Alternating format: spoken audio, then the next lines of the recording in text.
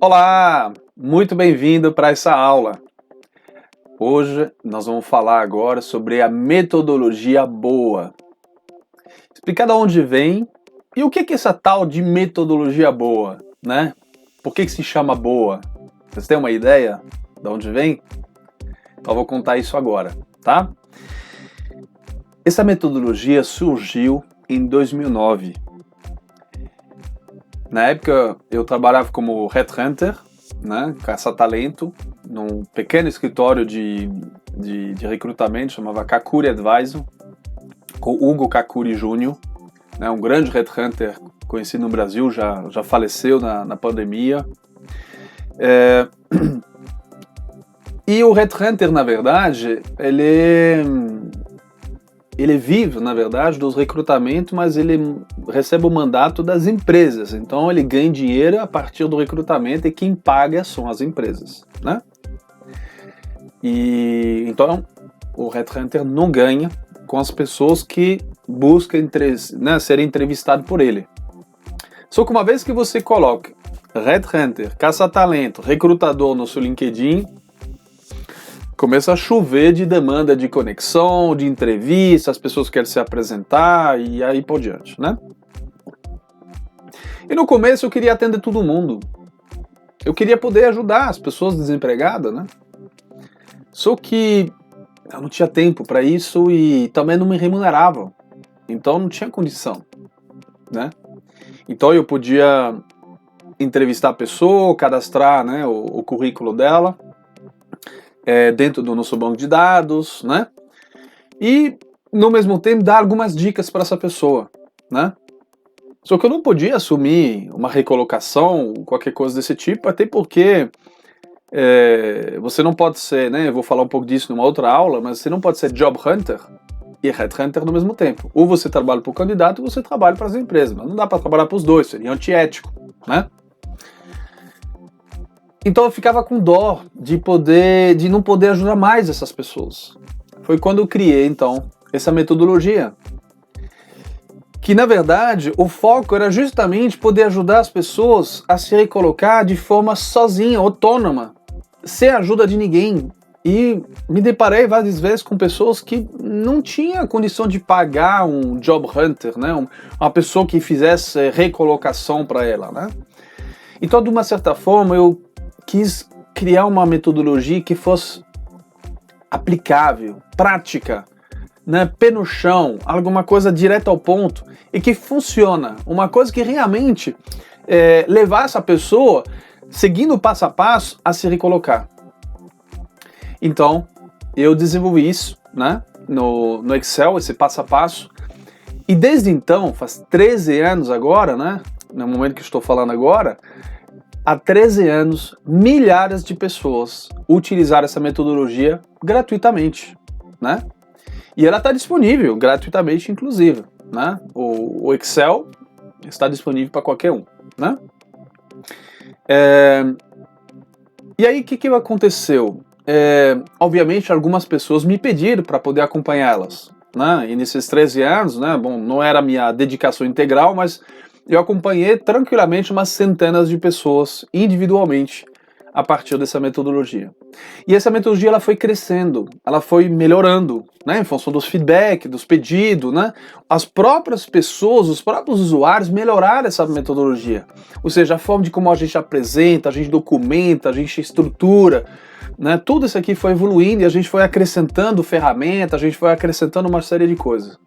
Então aquilo que vocês vão ver hoje realmente já é o fruto de muita reflexão, de 13 anos de experiência em se recolocar ou encontrar uma nova oportunidade.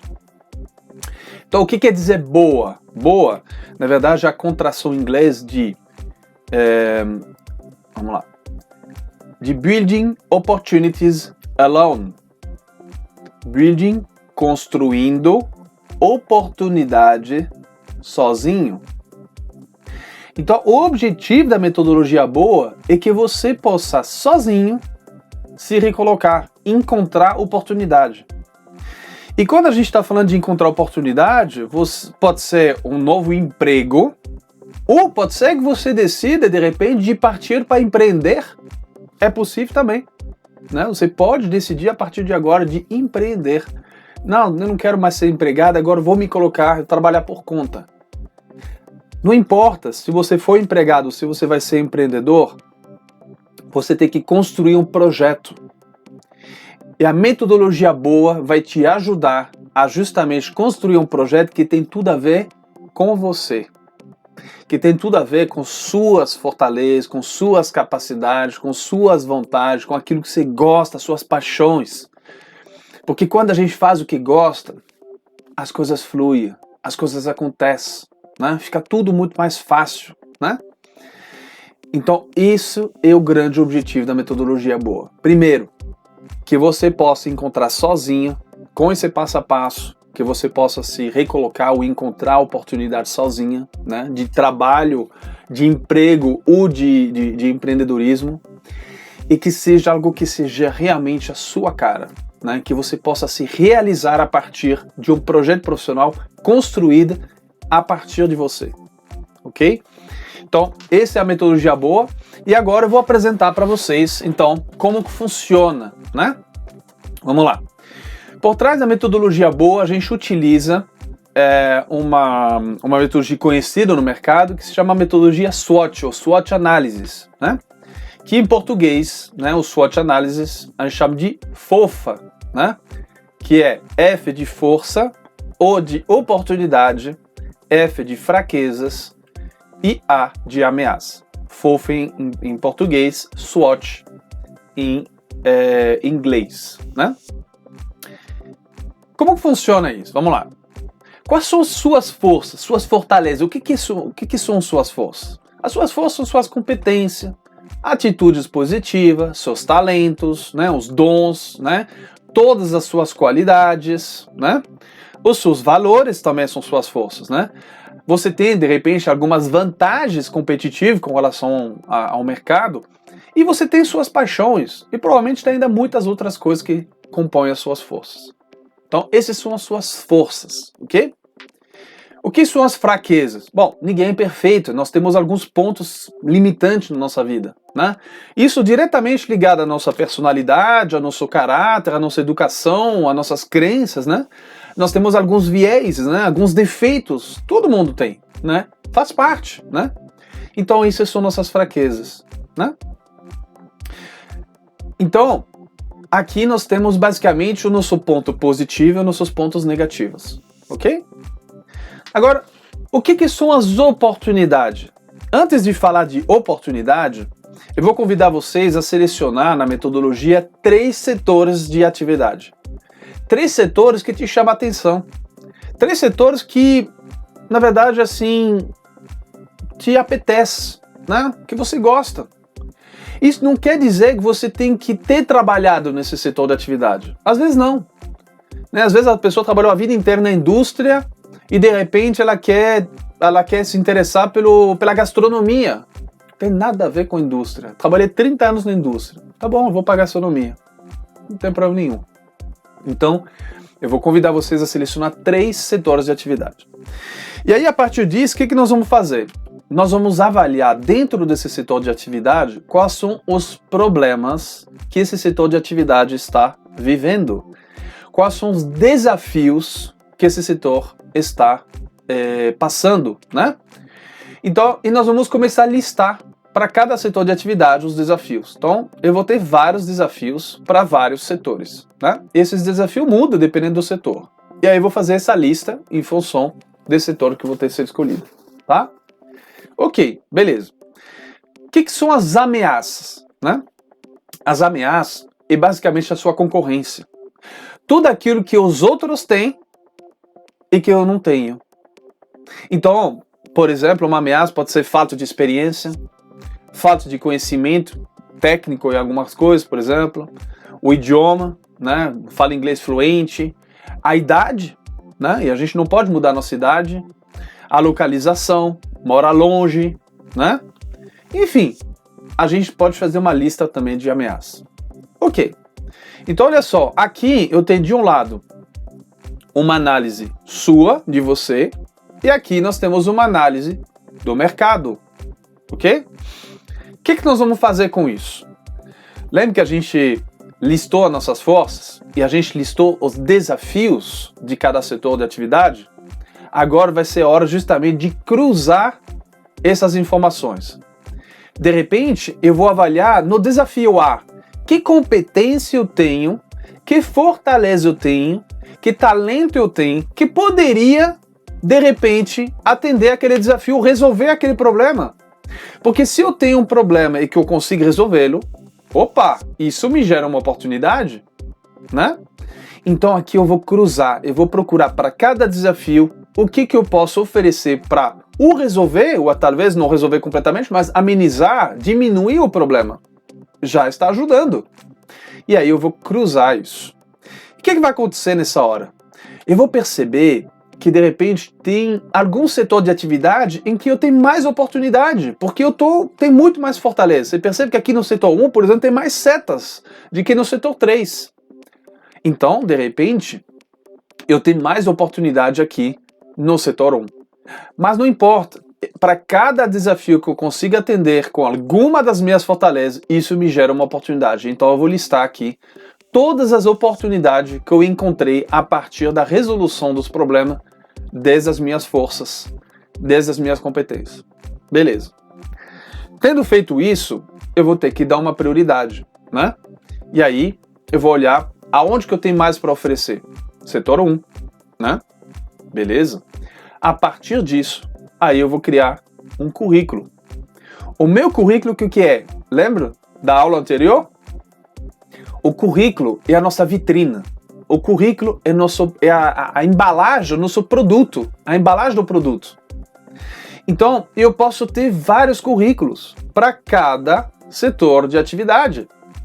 E o que é importante aqui nesse currículo? Lembra que eu tenho que facilitar a vida de quem está comprando. Então, de repente, se o setor 1 é o setor da gastronomia, e o setor 2 é o setor da indústria, o vocabulário é completamente diferente de um setor para o outro. Então, eu vou ter que adaptar, vou ter que encontrar quais são as palavras-chave dependendo de cada mercado. Vamos lá. Se você pega, vou dar um exemplo. Se você pega, por exemplo, no mercado bancário. No mercado bancário você pega o título de gerente. Um gerente no mercado bancário é aquele cara da agência. É aquele cara que faz atendimento na agência. Se você pega um gerente no mercado automotivo, na indústria automotiva, o gerente é o cara da produção, o cara que tem 1000 pessoas abaixo dele. Percebe a diferença? A palavra é a mesma. Gerente e gerente. São dois cargos que têm o mesmo título, o mesmo nome. Mas a responsabilidade de um gerente na indústria é completamente diferente de um gerente no setor bancário. Um gerente na indústria ele teria quase que o título de superintendente no mercado bancário, por equivalências de responsabilidade. Então, eu quero chamar a atenção para você sobre uma coisa. Não existe currículo coringa. Aquele currículo que funciona para todos. Para cada setor e para cada oportunidade, eu vou ter que adaptar meu currículo, em função de quem vai ler o currículo. Então, se eu mando para o mercado da indústria, eu tenho que utilizar palavras-chave, eu tenho que utilizar todos o vocabulário que o mercado da indústria utiliza. Se eu vou para o mercado de gastronomia, eu tenho que usar o vocabulário deles. E isso não se improvisa, gente. Isso requer uma pesquisa, né? Hoje nós temos a vantagem de ter internet, e hoje qualquer coisa que você digitar no Google, você vai no LinkedIn, você vai encontrar muitas informações, né? E isso, quando a gente for avançar, né, no momento em que a gente for construir o currículo, eu vou passar para vocês em detalhes como fazer isso, tá bom? Tem uma aula só sobre currículo, né, em que eu vou trazer um modelo de currículo para vocês, etc e tal, né? Beleza. Então, eu tenho aqui a embalagem do meu currículo. O currículo, gente, não é uma biografia. O currículo não tem que relatar toda a sua vida. O currículo ele tem que trazer os elementos essenciais para que aquele recrutador tome a decisão de te chamar para poder fazer uma entrevista.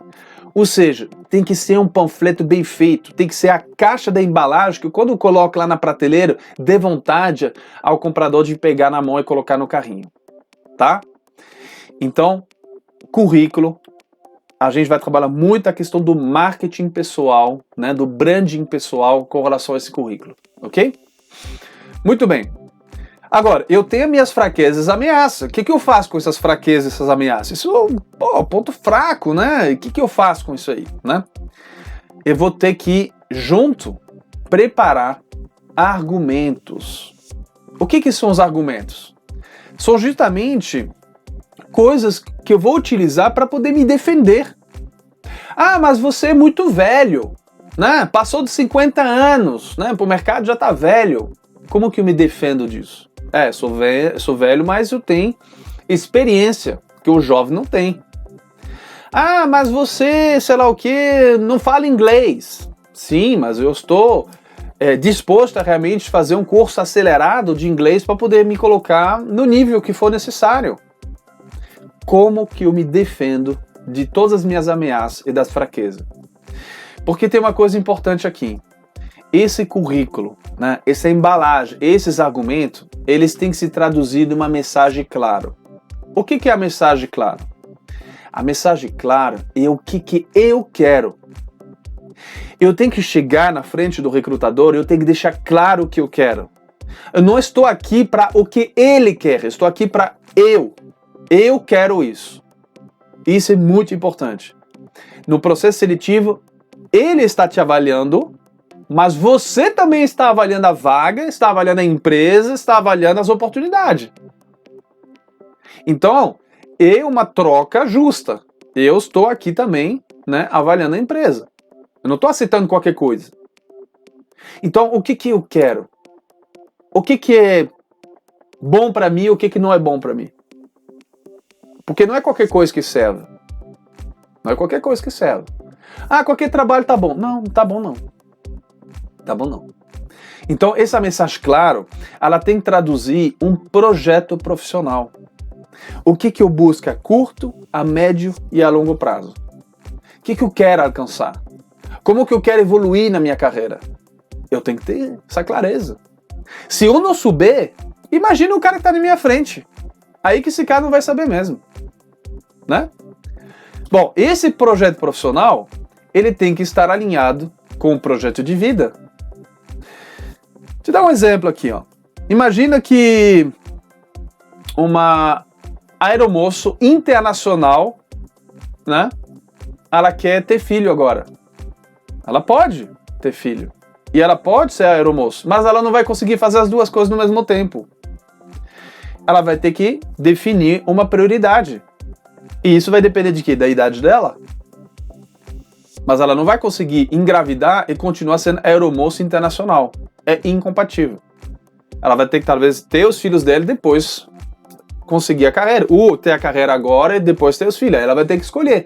Mas não, tem umas coisas que não dá para fazer no mesmo tempo. Isso é alinhar projeto de vida com projeto profissional. Isso é muito importante, porque nós temos que demonstrar coerência. Todos os processos seletivos que eu fiz, eu sempre perguntei a nível pessoal como que estava a família, como que estava o momento da pessoa, porque é importante a gente alinhar isso, né? Então olha só, aqui ó, o currículo ele só serve para seleção. Quando eu falo currículo, pode ser perfil do LinkedIn, tá? Esse perfil do LinkedIn, o teu currículo, ele serve somente para selecionar as pessoas. Então ele tem que ser vendedor, ele tem que ser marqueteiro, tá? Não pode mentir, mas ele tem que ser vendedor. Tem que ser a sua vitrina, tá? E aí, uma vez que eu fui selecionado, então a entrevista acontece aqui. O que eu quero dizer nisso? Olha só. Todas as minhas forças e oportunidades, uma vez que eu estou na entrevista, não se fala mais disso. Estou aqui para me defender e para poder apresentar o meu projeto. E aí vai ver se tem um match ou não. E aí, tem um match? Entre a proposta do recrutador e o meu projeto de vida? Tá casando? É isso que eu estou querendo avaliar. Eu estou avaliando isso e eles estão avaliando isso. Dos dois lados, né? Então, esse projeto profissional, esse projeto de vida, ele tem que estar alinhado do outro lado com uma empresa. A empresa que está recrutando. Essa empresa, ela tem uma cultura, ela tem missão, visão, valores, ela tem uma estratégia, ela tem metas e objetivas, ela tem N coisas. Você fez a lição de casa antes de você chegar na empresa para a entrevista? Eu já vi candidato que nem sequer tinha entrado no site internet da empresa. Pô, como que você quer fazer uma entrevista bem feita se você nem se interessou pela empresa que está te chamando para fazer um processo seletivo? Alguns casos muito específicos, às vezes é confidencial. Então, às vezes, realmente, o candidato não sabe porque a posição é confidencial. Mas isso acontece realmente quando é alto nível. Né? Geralmente, diretor financeiro, diretor comercial, de operação de grandes multinacionais, às vezes os processos são confidenciais e os caras, eles são chamados na entrevista e não sabem qual é a empresa ainda. Eles vão saber no momento da entrevista. Né? Isso acontece, mas geralmente é para alto nível. Mas, de modo geral, a empresa, você vai saber quem é. Né? Que você seja entrevistado diretamente por uma pessoa de RH da empresa ou que seja um terceirizado, um recrutador ou terceiro, né, que está fazendo o processo. Geralmente você vai saber. Então tem que fazer a lição de casa. Então você tem que avaliar aqui realmente se, de um lado, o seu projeto profissional está conectado com a empresa que está do outro lado.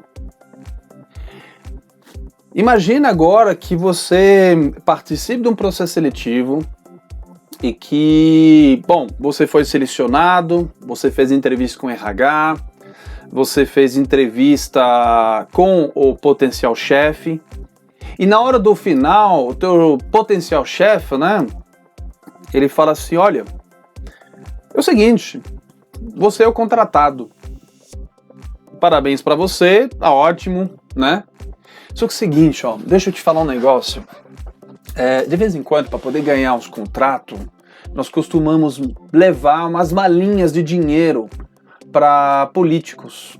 Eu gostaria de saber se você está disposto a carregar essas malas para nós, né? Ir lá no hotel, entregar a mala para eles, né? Queria saber se... Mas isso é por fora, né? E aí? O que você faz? Você topa ou não topa? Tem gente que não vão se preocupar com isso. Ah, tudo bem, eu vou lá, eu faço. E tem gente que vai incomodar muito porque isso não condiz com os valores deles. Como que você vai saber se isso é um teste? De repente o cara está te testando, né? Ou se isso é real? Se realmente você está na frente de um corrupto. E aí? E aí nessa hora você tem que ter realmente muita firmeza dos seus valores, de quem você é e do que você está disposto e não a fazer. Isso tem que ter muito claro. Isso também não se improvisa. Ah, na hora eu vejo. Não.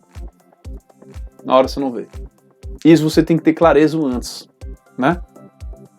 Para poder justamente dizer sim ou não, porque a pergunta é binária. Vai ou não vai? Você tem que saber, né? Então, nessa hora, você tem que ter muita firmeza com relação ao seu projeto, a quem você é e aquilo que você quer realmente. E verificar se existe um match mesmo entre a empresa, a proposta e você, né? E aí, somente a partir disso, aí você tem uma estratégia e você pode criar o famoso plano de ação para realmente você saber exatamente, não é isso que eu quero, né? E aí a gente vai ver como fazer isso, né? Então, que você participe de um processo seletivo, que você busca essa empresa, identifica essa empresa, nós vamos criar todo esse passo a passo, né? A metodologia vai trazer cada passo, a gente vai ver cada linha dessa vai ser visto durante esse processo, tá? A metodologia boa, a experiência que nós temos nos últimos 13 anos, e que é uma metodologia que foi calculada para ser feita em 30 dias úteis. Quando a gente fala de 30 dias úteis, são 30 dias de trabalhos, né? E que você vai ter que se dedicar. E muitas coisas aqui não dá para terceirizar. São coisas que só você pode fazer. Ninguém vai fazer entrevista no seu lugar. Ninguém pode definir os seus valores no seu lugar. Você pode terceirizar o design do currículo, né? Você pode terceirizar o perfil do LinkedIn, mas as informações do LinkedIn, as informações do currículo são suas. Isso não pode ser terceirizado, né? Então, 99% desse trabalho é teu, né? A gente vai ver depois sobre a mentoria, como que funciona essa mentoria. Mas você tem que entender que aqui vai requerer realmente dedicação sua, tá? Tem um passo a passo, vocês vão ver, vou explicar como vai funcionar tudo isso aí, como que vocês vão aplicar tudo isso aqui. Vocês vão ver que tem muitas coisas já prontas, só para preencher, que isso facilita, mas não elimina o trabalho que você vai ter de pensar sobre o que você vai preencher, tá bom? Muito bem. Então, gente, para agora é isso, né? Eu vou apresentar na próxima aula agora aquilo que nós vamos fazer em termos de organização, de planejamento, como vai funcionar tudo isso, tá bom? Então, gente, até a próxima aula. Tchau, tchau.